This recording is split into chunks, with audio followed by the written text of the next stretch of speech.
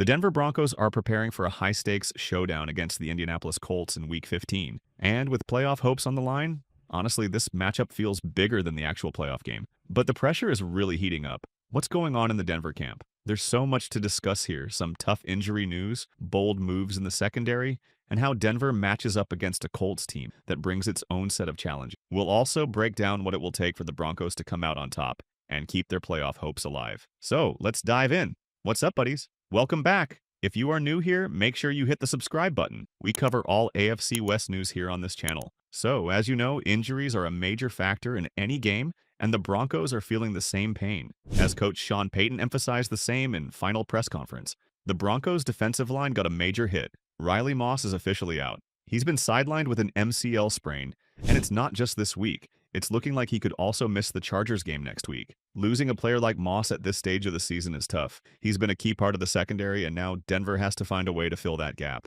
So, who steps up in Moss's place? All eyes are on rookie cornerback Chris Abrams-Drain. It's likely he'll get his first NFL start in this game, and while that's exciting, it's also a lot of pressure. Rookie cornerbacks often have a steep learning curve, and going up against a Colts team with guys like Josh Downs and Pittman Jr. is no small task. Abrams-Drain has shown flashes of talent, good speed, solid instincts, but stepping into a starting role in a critical game is a whole new level. He might give up a few plays, and that's expected for a rookie, but let's see how he plays. On the flip side, there's some good news. Brandon Jones, who's been battling an abdominal injury for the past few weeks, is cleared to play. He was limited in practice earlier in the week, but on Friday, he was a full participant and has no injury designation heading into the game. That's a big boost for Denver's defense. Jones brings experience and consistency. Two things will be needed against a Colts team that loves to test defenses deep and spread the ball around. Another player to watch is Tremon Smith, who was listed as limited on Friday due to personal reasons but is expected to be available. While he hasn't played a major role in recent weeks, his presence adds depth, which will be critical with Moss out. The bigger question for the Broncos secondary is how they'll adapt without Moss. Levi Wallace is another option, but his performance against Cleveland raised some serious concerns. He struggled mightily in that game, to the point where many are questioning whether he should see significant snaps moving forward. Wallace is a veteran, and he has experience on his side, but the Broncos need consistency. This game will test the entire secondary. The Colts have a dangerous receiving core, and if the Broncos' young corners and veterans can hold their ground, it'll make a huge difference. But if they struggle, this could turn into a long day for the defense. Josh Downs is the engine of their passing game. He's been a reliable go-to option for Anthony Richardson, especially in clutch moments. Downs isn't just about speed. His ability to create separation and make difficult catches makes him a consistent chain mover. Then there's Alec Pierce, who adds a vertical element to the Colts offense. His big play ability is a real threat. He's averaging over 22 yards per catch this season, which speaks volumes about his knack for explosive plays. Denver's secondary cannot afford to let him get loose. Finally, Michael Pittman Jr. rounds out this trio. At 6 feet 4 inches and 223 pounds, Pittman is a physical receiver who excels in contested situations. Although he's battled some nagging injuries this season, but he looks to be back to full health after the bye. His size and strength present a unique challenge for any cornerback tasked with covering him. The Broncos will need to figure out how to match up effectively, especially in the red zone where Pittman thrives. So how does Denver match up? The obvious cornerstone is Pat Surtain II, one of the best cornerbacks in the league. Surtain will likely shadow the Colts' top receiver in critical situations, whether it's Pittman, Downs, or even Pierce, depending on the game flow. His ability to lock down an opponent gives Denver a fighting chance, but he can't do it all alone. He needs good support. This time, most probably, Chris Abrams-Drain will play with him. As mentioned earlier, the rookie is stepping into a big role, and this is far from an easy matchup. Abrams-Drain will need to rely on his speed and instincts to keep up with players like Downs and Pierce, especially on deep routes. The Broncos coaching staff will likely give him some help with safety support, but his ability to handle man-to-man assignments will be a key factor. One thing to watch for is how the Broncos mix up their coverages.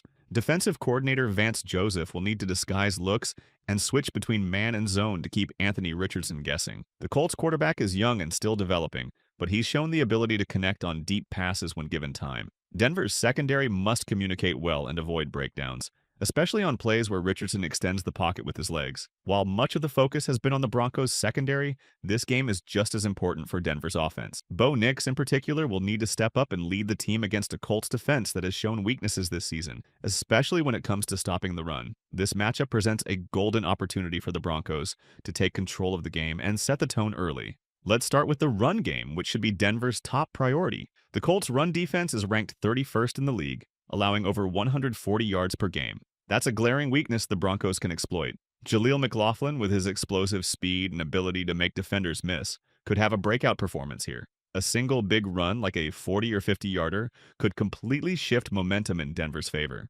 Javonte Williams, on the other hand, brings a different style, power and patience, and could wear down the Colts' defensive front over 4 quarters. But a productive running game does more than just move the chains. It sets up play action, which is where Bo Nix thrives. With the Colts linebackers and safeties forced to respect the run, Nix will have opportunities to hit deep shots downfield. This could be a big game for Troy Franklin, who has shown flashes of his ability to stretch the field but hasn't quite had that breakout moment yet.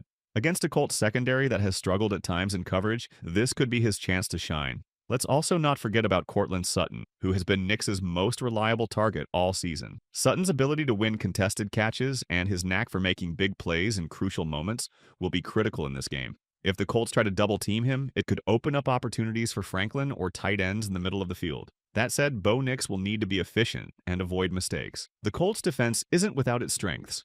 DeForest Buckner anchors the defensive line and is a constant disruptor. His ability to collapse the pocket could put pressure on Nix, so the offensive line will need to step up and give their quarterback time to operate.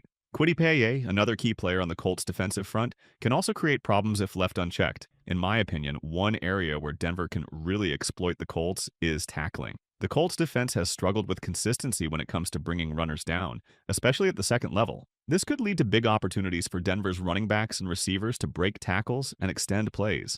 Screens and quick passes to the flat might also be a way to test this weakness and keep the chains moving. Red zone efficiency will also be a key factor. The Broncos have had their struggles finishing drives, and this is a game where every point will matter. Whether it's leaning on the power of Williams or using Sutton as a red zone target, Denver needs to find ways to punch the ball into the end zone when they get close. So I am quite optimistic for the Broncos. So here are my predictions. Comment down what you think about. Chris Abrams-Drain will make a statement.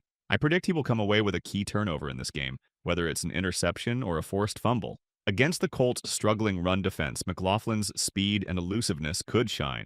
I'm calling it. He'll break off a 40-plus yard run in this game, possibly even for a touchdown. Franklin has been due for a breakout performance, and this could be the game where it all comes together. A 100-yard receiving game is on the table, and I wouldn't rule out a touchdown either.